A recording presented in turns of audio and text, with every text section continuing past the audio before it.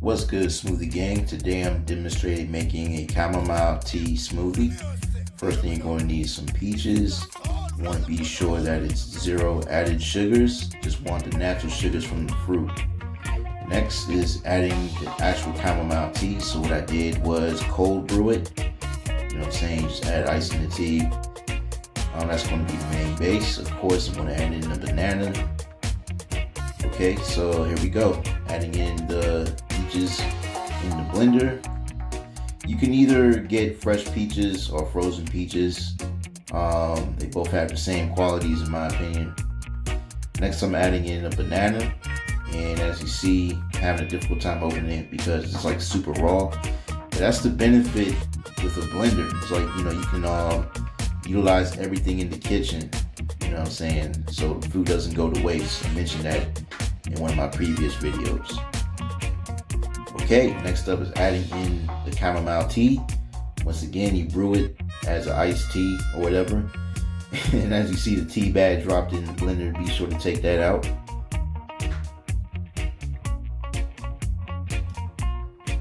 Alright, next up I'm adding in some lemon juice, 100%. You can purchase it at your local grocery store.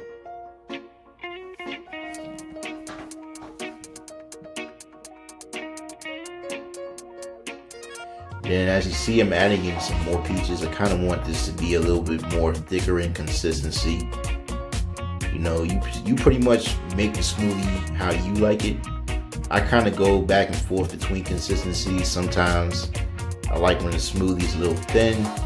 And then there's some other times when I like the smoothie, you know, where it's kind of thick.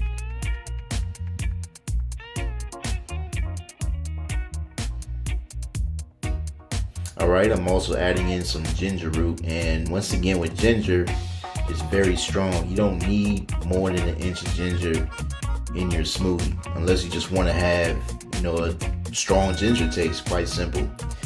But realistically, you just need about 1 inch in that smoothie. That 1 inch alone will provide the flavor of ginger. You don't need to have a lot. Or another option is to add some ginger powder, which I'm also doing too, because I do kind of want to have this as a, you know, smooth ginger taste with it as well. So ginger powder is a good alternative if you don't have ginger root. And of course, the final step is to set it up and blend. And like I say in all my previous smoothie videos, I blend for about 1 minute, like 60 seconds. Just to make sure all the ingredients are mixed in.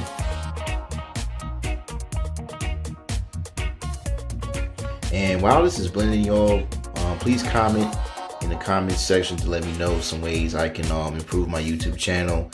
Or if you have any smoothie ideas for me that you want me to make, please share and let me know. Share your thoughts. Okay, after the blending, quite simple step. You serve.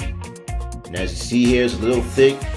I may add in some more water. I'm not going to show that in the video, but that's how it goes. It's like you just gotta decide what flavor you want. All right, y'all. Peace.